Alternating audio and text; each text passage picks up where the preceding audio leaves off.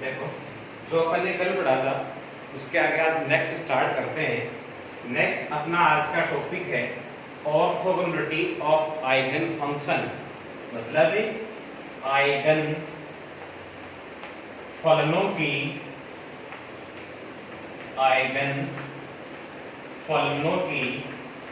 लंबकोणीयता।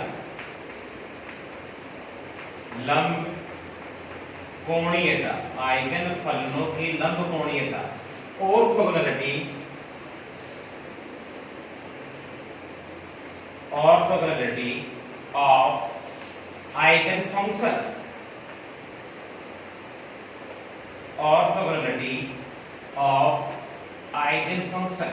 अब देखो, कल अपन ने पढ़ा था एक तो नॉर्मलाइजेशन कंडीशन, एक अपने पास ऑर्थोगोनल कंडीशन। इसी पे डिपेंड अपना एक टॉपिक है आइगन फलनों की लंबकोणीयता मतलब ऑर्थोगोनलिटी कंडीशन। यहाँ पे देखो दो कंडीशन है, कंफ्यूज नहीं होना आपको। एक तो अपने पास होती है नॉर्मलाइज कंडीशन, एक तो अपनी होती है नॉर्मलाइज कंडीशन। नॉर्मलाइज कंडीशन में आपको बताया था कि साई का कॉन्जुगेट इनटू साई इसका वॉल्यूम इंटीग्रल इसकी वैल्यू 1। एक होती है अपने पास ऑर्थोगोनलिटी कंडीशन। ऑर्थोगोनल कंडीशन में आपको बताया था साई स्टार m और साई n dv इसकी वैल्यू अपन होती है 0। क्या होती है? 0। मतलब देखो कैसे, both are different m and n, different value तो इसकी वैल्यू 0 और m एंड n सेम होगा, उसकी वैल्यू क्या होगी? 1 होगी। क्या होगी? 1 होगी, सेम होगी। अब देखो, ये अपन प्रूफ करेंगे कि आइगन फलनों की लंबकोणीयता that is orthogonality of eigen function. इसको प्रूफ करने के लिए मैंने सपोज कर लिया क्या कि एच केप है, एक हर्मिशियन ऑपरेटर है। इस एच केप हर्मिशियन ऑपरेटर के corresponding eigen value En and eigen value Em है, ठीक है। इसके corresponding eigen function psi n है और क्या है? psi m है। तो आइगन वैल्यू इक्वेशन क्या होगी? कल अपन ने पढ़ा था आइगन वैल्यू इक्वेशन क्या होती है? a cap psi is equal a psi होता है eigen value equation. a cap psi is equal a psi। अब इसके करस्पॉन्डिंग अपन इक्वेशन को अरेंज करें। a ऑपरेटर या h Hermitian operator, psi function, तो यहाँ psi n and psi m दो फंक्शन। a आइगन वैल्यू होती है, आइगन वैल्यू यहाँ En और Em। तो इस पैटर्न के करस्पॉन्डिंग इस इक्वेशन में अरेंज करेंगे तो अपने पास वैल्यू क्या आएगी? h cap psi n is equal En psi n। Eigen value equation बना लिया अपन ने। एंड सेकंड क्या बनेगी? h cap psi m is equal Em psi m second, ठीक है। कैसे बनाई? अपने पास h एक हर्मिशियन ऑपरेटर, इसके corresponding eigen value En and Em और इनके corresponding eigen function psi n और psi m। तो इससे आइगन वैल्यू इक्वेशन कैसे बनेगी? तो आइगन वैल्यू इक्वेशन होती है a cap psi is equal a psi। इसका यूज करते हुए अपन ने ये इक्वेशन बना ली, ठीक है। अब देखो, इक्वेशन अपने पास फर्स्ट एंड सेकंड हो गई। अब अपन क्या काम करेंगे? इक्वेशन फर्स्ट है ना, इक्वेशन फर्स्ट को मल्टीप्लाई करेंगे किससे? psi के कॉन्जुगेट m से, फ्रॉम लेफ्ट हैंड साइड से।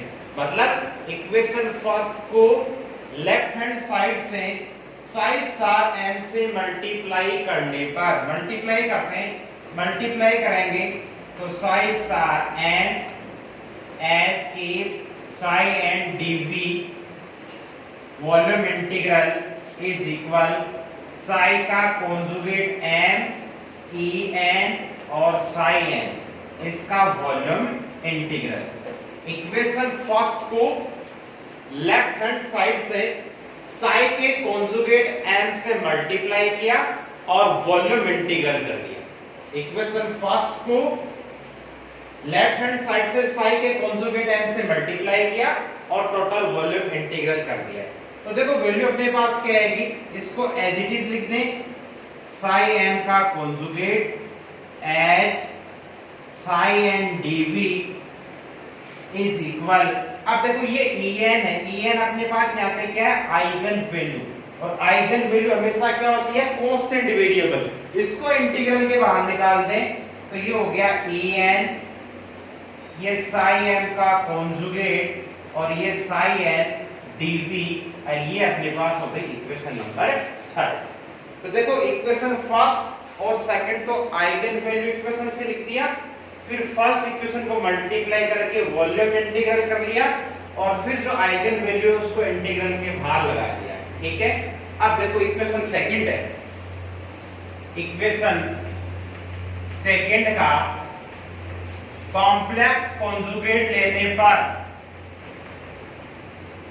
कॉन्जुगेट लेने पर मतलब समीकरण 2 का सम्मिश्र संयुग्मी लेने पर, इक्वेशन 2 का कॉम्प्लेक्स कॉन्जुगेट। तो इक्वेशन 2 ये है, इस इक्वेशन का कॉम्प्लेक्स कॉन्जुगेट लेंगे।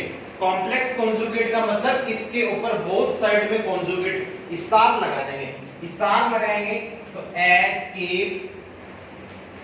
साई m का conjugate is equal E M psi m का कॉन्जुगेट। ठीक है, इक्वेशन सेकंड का अपन ने कॉम्प्लेक्स कॉन्जुगेट ले लिया, सम्मिश्र संयुग्मी। सोल्व करो, सोल्व करेंगे तो अपने पास क्या आएगा, एच के का कॉन्जुगेट और अपने पास साई m का कॉन्जुगेट ऐसा लिख दिया इज इक्वल।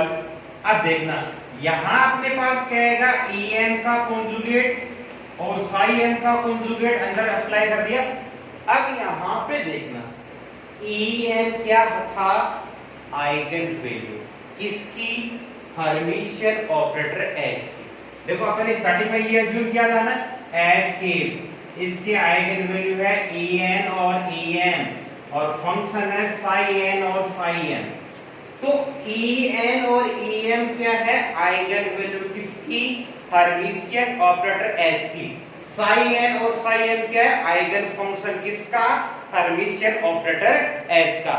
अब अपन को ये पता है कि हर्मिशियन ऑपरेटर की आइगन वैल्यू हमेशा क्या होती है, रियल होती है, वास्तविक होती है। ये अपन ने कल प्रूफ किया था कि हर्मिशियन ऑपरेटर h की आइगन वैल्यू हमेशा रियल होती है, कल अपन ये प्रूफ किया था। तो रियल होती है मतलब इसका मतलब क्या होगा, em का कॉन्जुगेट इज इक्वल होगा em, मतलब eigen value of Hermitian operator is always real, वास्तविक होती है। मतलब em का कॉन्जुगेट इज इक्वल em, ये इसमें अप्लाई करेंगे h साई m का conjugate is equal em Sai m का कॉन्जुगेट। इक्वेशन अपने पास ये आ गई 4, ये फोर्थ इक्वेशन। ठीक है, क्या कर लिया, इक्वेशन सेकंड का कॉम्प्लेक्स कॉन्जुगेट लिया, कॉम्प्लेक्स कॉन्जुगेट लेके सोल्व किया तो यहाँ em का कॉन्जुगेट आया। em यहाँ पे अपने पास आइगन वैल्यू है हर्मिशियन ऑपरेटर की, और eigen value of Hermitian operator की ऑलवेज क्या होती है, रियल। कल प्रूफ किया था रियल होती तो em का कॉन्जुगेट इज इक्वल em, ये अपन ने यहाँ पे पुट अप कर दिया। अब क्या करेंगे, इक्वेशन 4 को multiply by Sai m, equation 4 को साई m से मल्टीप्लाई करेंगे राइट हैंड साइड से, from right hand side and taking volume integral. Equation 4 का साई m से बोथ साइड मल्टीप्लाई करेंगे और वॉल्यूम इंटीग्रल लेंगे। तो इक्वेशन क्या आएगी, h साई m का कॉन्जुगेट साई n से मल्टीप्लाई, ये इसका वॉल्यूम इंटीग्रल ले लिया, इज इक्वल em को बाहर लगा दिया, ये साई m का कॉन्जुगेट और ये साई n ये dv।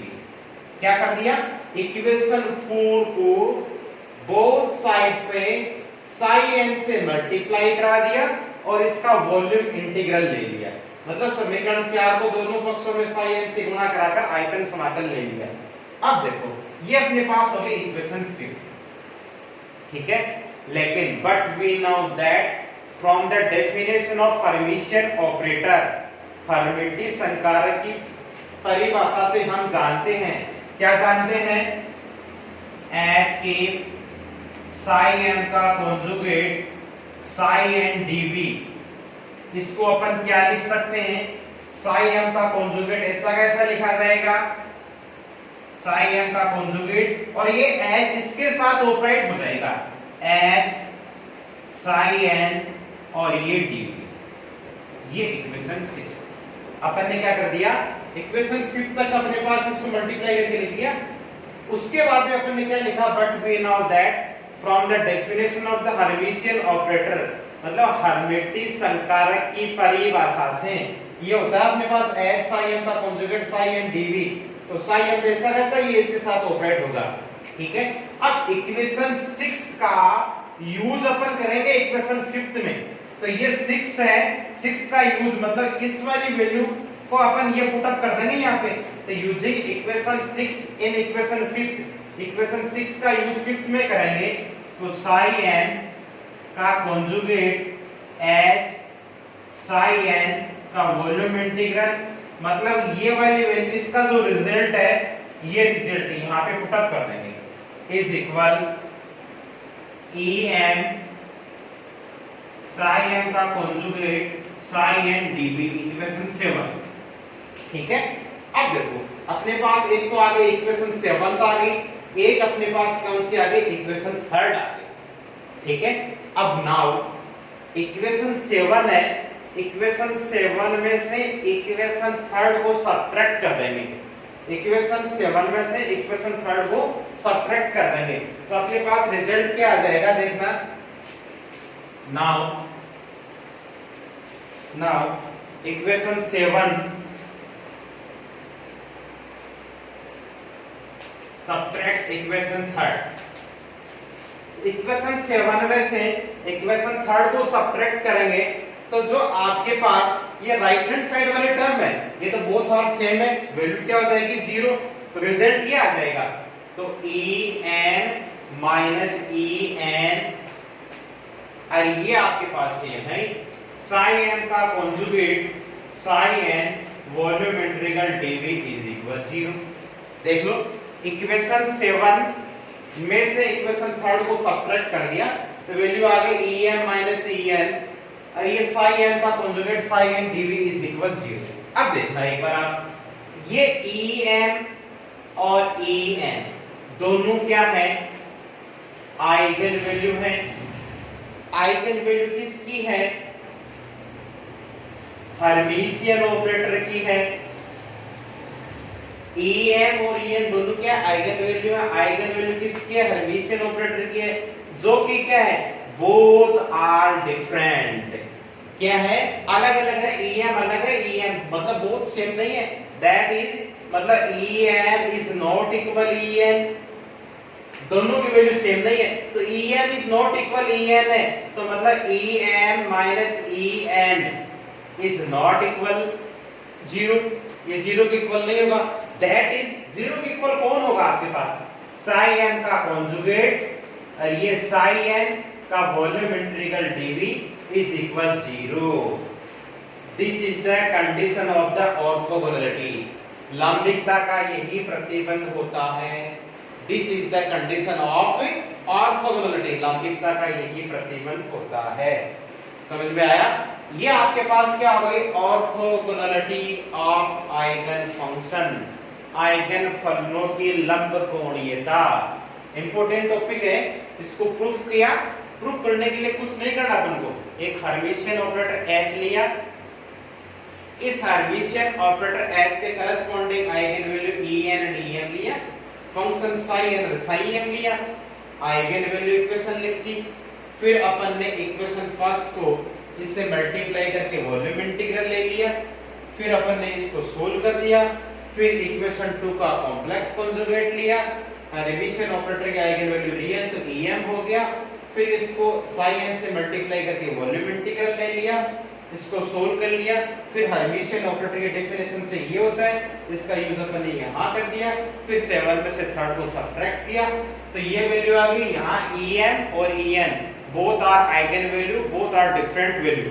डिफरेंट मतलब En is not equal En, तो 0 के इक्वल नहीं होगा, तो 0 के इक्वल साई n का conjugate Sai n dv is equal 0।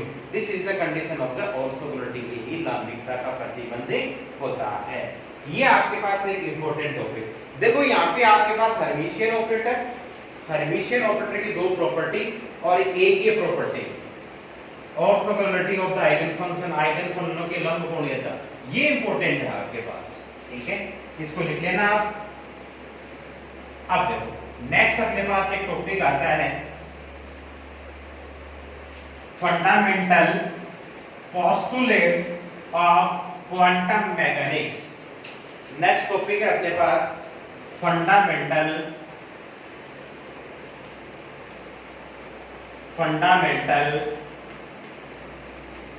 Postulates of quantum mechanics. Quantum यांत्रिकी की मौलिक अभिग्रहित, क्वांटम यांत्रिकी की मौलिक अभिग्रहित, fundamental postulate of quantum mechanics, quantum यांत्रिकी की मौलिक अभिग्रहित, ये इंपॉर्टेंट टॉपिक है, ये भी fundamental postulate of quantum mechanics. अब देखो इस वाले टॉपिक में अपन को क्या करना है, जो अपन ने फर्स्ट क्लास से लेके और जो आज तक पढ़ा है उन सभी टॉपिक को पॉइंट टू पॉइंट लिखना है, वही अपने पास fundamental postulate of quantum mechanics है, ठीक है। मतलब फर्स्ट क्लास से लेके फर्स्ट डे से लेके आज तक जितना अपन ने क्वांटम में पढ़ लिया उन सारे टॉपिक को पॉइंट टू पॉइंट लिखना है, वही अपने पास fundamental postulates of quantum mechanics ही हो जाएगी। देखो अपन पढ़ते हैं फर्स्ट पॉइंट कि क्वांटम मैकेनिक्स में एक आपके पास state function psi of RT define किया गया है, कि क्वांटम मैकेनिक्स में एक function psi of RT define किया गया है। इससे अपन क्या करेंगे, जो भी आपके पास क्वांटम मैकेनिक्स में कोई सिस्टम होगा, कोई सिस्टम मान लिया, इस सिस्टम के जो डायनेमिकल वेरिएबल होंगे, डायनेमिकल वेरिएबल का मतलब इस सिस्टम की एनर्जी मान लो, प्रेशर मान लो, वॉल्यूम मान लो, सिस्टम का dynamical variable and dynamical variable की पॉसिबल वैल्यू अपन इस साई ऑफ आरटी से कैलकुलेट कर सकते हैं। ये तो अपना फर्स्ट पॉइंट कि अपने क्वांटम मैकेनिक्स में एक स्टेट फंक्शन डेराइव किया गया है, ये स्टेट फंक्शन है साई ऑफ आरटी, और ये इस फंक्शन से क्वांटम मैकेनिक्स के किसी भी सिस्टम के dynamical variable, for example pressure, energy, volume की वैल्यू कैलकुलेट कर सकते हैं इसकी हेल्प से। ये तो अपना फर्स्ट पॉइंट हो गया। सेकंड पॉइंट कि क्वांटम मैकेनिक्स में एक सिस्टम है, ये सिस्टम दो सब सिस्टम में डिवाइडेड है, तो इसका total wave function psi is equal c1 psi1 plus c2 psi2 होगा, जहां c1 और c2 both are constant variable. और यदि ये 3 सब सिस्टम में डिवाइड हो गया तो यहाँ क्या आ जाएगा, c3 psi3 और आ जाएगा। ये सेकंड पॉइंट। थर्ड पॉइंट अपने पास क्या होगा कि अपने पास क्वांटम मैकेनिक्स में जो भी डायनेमिकल वेरिएबल हैं, डायनेमिकल वेरिएबल का मतलब पोजीशन है, एनर्जी है, मोमेंटम है, इनके सब के लीनियर ऑपरेटर डिफाइन किए गए हैं, लीनियर ऑपरेटर डिफाइन किए गए हैं। मतलब पोजीशन एक्स का एक्स होता है, अपने पास मोमेंटम का कितना होता है, माइनस आयोटा h cos टेल, एनर्जी E का कितना होता है iota H plus del upon delta T, और kinetic energy, potential energy, Hamiltonian सबका डिफरेंट डिफरेंट होता है। ठीक है, नेक्स्ट पॉइंट, अपनी क्वांटम मैकेनिक्स में जो भी डायनेमिकल वेरिएबल है, इन डायनेमिकल वेरिएबल की एक्सपेक्टेशन वैल्यू डिफाइन की गई है, और एक्सपेक्टेशन वैल्यू का सिंबल ये होता है आपके पास, जैसे वैल्यू a की लिखनी है तो एक्सपेक्टेशन का फॉर्मूला कितना हो जाएगा, साई का स्टार a के Sai dv upon Sai star Sai dv, ये एक्सपेक्टेशन वैल्यू का फॉर्मूला। ठीक है, नेक्स्ट पॉइंट अपने पास क्या हो जाएगा कि अपने क्वांटम मैकेनिक्स में जो आपके पास ऑपरेटर डिफाइन किया गया है, इसके corresponding eigen value equation define की गई है, और इस आइगन वैल्यू इक्वेशन का फॉर्मूला a के psi is equal a psi, a operator, psi eigen function, small a eigen value. Next point अपने पास कि अपने पास इस क्वांटम मैकेनिक्स में एक श्रोडिंगर इक्वेशन भी डिफाइन की गई है, उस श्रोडिंगर इक्वेशन होती है h psi is equal e psi। Important, ये अपने पास श्रोडिंगर इक्वेशन, इसका solution time dependent, time independent का, वन डायमेंशन, टू डायमेंशन, इनका सबका सॉल्यूशन करेंगे अपन सेकंड यूनिट में। नेक्स्ट आ जाएगा अपने पास, देखो h यहाँ पे होता है हैमिल्टोनियन, साई यहाँ पे आपके पास है फंक्शन, e आपके पास यहाँ है एनर्जी, और ये फंक्शन, ये भी आपके पास क्या फंक्शन साई। हैमिल्टोनियन आप जानते हो किसको बोलते हैं, टोटल एनर्जी को ही बोलते हैं। तो h psi is equal e psi।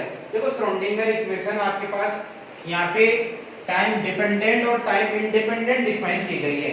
Dependent और इंडिपेंडेंट का पता कैसे चलेगा, फॉर एग्जांपल देखो h psi is equal e psi है, यहाँ यदि फंक्शन psi के साथ यहाँ पे r और t लिखा है is equal e psi of rt, मतलब ये इक्वेशन आपके पास टाइम पे डिपेंड है। देखो r तो यहाँ पे डिफाइन करेगा पोजीशन को, t यहाँ डिफाइन करेगा टाइम को, मतलब ये फंक्शन किस पे डिपेंड कर रहा है, टाइम पे डिपेंड कर रहा है और पोजीशन पे डिपेंड कर रहा है। और ओनली ऐसा ही लिखा हुआ h psi of r is equal e psi of r, मतलब ये इक्वेशन ओनली किस पे डिपेंड कर रही है, ओनली पोजीशन r पे डिपेंड कर रही है, टाइम t पे डिपेंड नहीं कर रही है। मतलब डिपेंड नहीं कर रही है, ये तो हो जाएगा टाइम इंडिपेंडेंट, और डिपेंड कर रही है, ये आपके पास क्या हो जाएगा टाइम डिपेंडेंट श्रोडिंगर इक्वेशन। तो ये अपने पास fundamental postulates of quantum mechanics हो गया। ठीक है, मतलब एक state function psi of rt define किया गया है, इसकी हेल्प से किसी भी सिस्टम के डायनेमिकल वेरिएबल की पॉसिबल वैल्यू कैलकुलेट कर सकते हैं। सेकंड पॉइंट, एक सिस्टम है, इसके कितने भी सब सिस्टम हो उनका टोटल एक साथ वेव फंक्शन ये होगा। थर्ड पॉइंट, अपनी क्वांटम मैकेनिक्स है, उसके जो डायनेमिकल वेरिएबल हैं उनके लीनियर ऑपरेटर डिफाइन किए गए हैं। नेक्स्ट पॉइंट, अपने जो डायनेमिकल वेरिएबल हैं इनकी एक्सपेक्टेशन वैल्यू भी डिफाइन की हुई है। नेक्स्ट पॉइंट, अपने पास क्वांटम मैकेनिक्स में आइगन वैल्यू इक्वेशन डिफाइन की गई है, जिसकी वैल्यू a के psi is equal a psi है। और नेक्स्ट अपने पास इस क्वांटम मैकेनिक्स में अपने श्रोडिंगर इक्वेशन डिफाइन की गई है, जिसकी value h psi is equal कितना होता है, e psi होता है। ये अपने पास ये टॉपिक हो गया। ठीक है, fundamental postulate of quantum mechanics, मतलब जो फर्स्ट क्लास से लेके अब तक जो पढ़ा है उनको पॉइंट टू पॉइंट बना के लिखना है, वही अपने पास fundamental postulate of quantum mechanics से हो जाएगी। ठीक है, अब देखो एक छोटी सी डेफिनेशन और है, वो डेफिनेशन है अपने पास डीजनरेसी।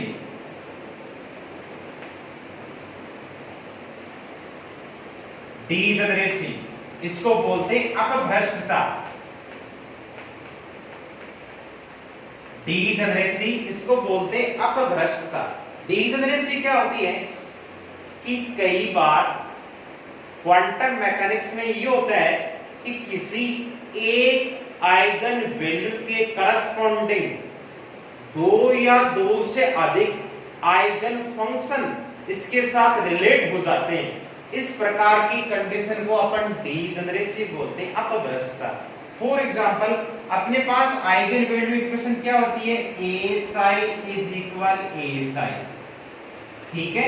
अब देखो कई बार क्या होता है कि a के psi n1 is equal a1 psi n1, a के psi n2 is equal a1 psi n2, a के psi n3 is equal a1 psi n3 up to n time. तो ये क्या हो गया आपके पास, देखो function psi n1 psi n2 psi n3 different function है ना, psi n1 psi n2 psi n3 अलग अलग वेव फंक्शन अपने पास, लेकिन आइगन वैल्यू कितनी है, a1 a1 a1। तो a की आइगन वैल्यू a1 के करस्पॉन्डिंग आइगन फंक्शन कितने रिलेट होंगे, 1 2 3, मतलब एक ही आइगन वैल्यू के करस्पॉन्डिंग तीन eigen function psi n1 psi n2 psi n3 relate होंगे। इस प्रकार की कंडीशन को अपन डीजेनरेसी बोलते हैं, जिसे अपन बोलते हैं अपभ्रष्टता। क्या बोलते हैं, अपभ्रष्टता। तो यहां तक अपने पास ये देखो थ्योरी का काम हो गया कि अपने पास हर्मिशियन ऑपरेटर हो गया, डीजेनरेसी हो गया, दो कंडीशन हो गई ऑर्थोगोनैलिटी की, वो हो गया। अब देखो एक अपन आज एक छोटा सा क्वेश्चन करते हैं, ठीक है। क्वेश्चन में ये है कि अपने पास एक ऑपरेटर है, क्वेश्चन एक ऑपरेटर है, ऑपरेटर है d अपॉन dx, ठीक है। इसकी आइगन वैल्यू है e की पावर आइटा x, और एक ऑपरेटर है, उस ऑपरेटर के करस्पॉन्डिंग आपके पास ये आइगन फंक्शन दे रखा है, फंक्शन की वैल्यू दे रखी है आपके पास e की पावर आइटा के x, और आइटा है इसकी आइगन वैल्यू, आइटा क्या है, इसकी आइगन वैल्यू। तो इसके corresponding operator -2 iota d upon dx की आइगन वैल्यू कैलकुलेट करनी है,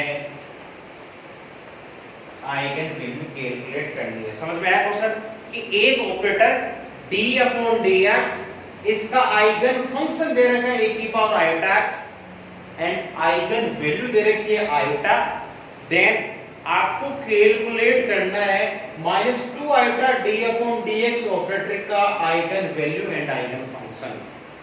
देखो इस ऐसे क्वेश्चन को सोल्व करने के लिए आपको अपने माइंड में सीधा सेटअप करना है कि आइगन वैल्यू इक्वेशन क्या होती है, a के psi is equal a psi होती है।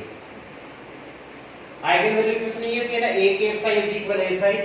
इसका यूटिलाइज करते हुए जो क्वेश्चन में दे रखा है वो लिखो पहले। ऑपरेटर क्या दे रखा है, d अपॉन dx दे रखा है, ठीक है। फंक्शन इसका क्या दे रखा है, e की पावर आइटा x दे रखा है, इज इक्वल आइगन वैल्यू क्या दे रखी है, आइटा दे रखी है, और फंक्शन क्या दे रखा है, e की पावर आइटा x दे रखा है। क्वेश्चन में ये दे रखा लिख दिया, क्वेश्चन में क्या दे दिया, ये ऑपरेटर, ये फंक्शन, ये आइगन वैल्यू। तो इस ऑपरेटर की eigen value and eigen function calculate करना है। कैलकुलेट करने के लिए अपन ने आइगन वैल्यू इक्वेशन लिखी, a के psi is equal a psi, question के अकॉर्डिंग वैल्यू पुट अप कर दे। अब देखो अपन को कौन से ऑपरेटर की पूछी है, -2 iota d upon dx operator की पूछी है। तो मैं एक काम कर दूं, ये जो इक्वेशन है ना, इस इक्वेशन के बोथ साइड में -2 आइटा से मल्टीप्लाई करवा दे। -2 आइटा से मल्टीप्लाई कराएंगे तो देखो -2 iota d upon dx e की power iota x is equal -2 iota into iota e की पावर आइटा x। सोल्व करो तो -2 iota d upon dx e की power iota x is equal iota into iota, iota square की value -1, और ये minus कितना आ गया, +2 आइटा x। या लो जी, अब देखो ये तो क्या हो गया, ऑपरेटर A, इसकी वैल्यू कितनी है -2 आयोटा डी अपॉन dx, ये फंक्शन साई, ये फंक्शन साई, ये आइगन वैल्यू। तो ये तो पूछा था, तो -2 iota D upon dx operator के करस्पॉन्डिंग आइगन वैल्यू कितनी आ गई, 2 आ गई, और आइगन फंक्शन कितना आ गया, e की पावर आयोटा x। तो सीधी आपको इक्वेशन लिखनी है, डायरेक्ट प्रूफ में हो जाएगा। इनको अपने नोट्स बना के लिखना। आगे का जो आपके पास टॉपिक आएगा वो अपन नेक्स्ट क्लास में पढ़ेंगे, और नोट्स हैं उनकी पीडीएफ में आज या कल मैं आपको सेंड कर दूंगा, तो साथ साथ में आप अपने नोट्स भी बनाते रहना, और कोई डाउट हो तो आप पूछ लेना। Okay and thank you.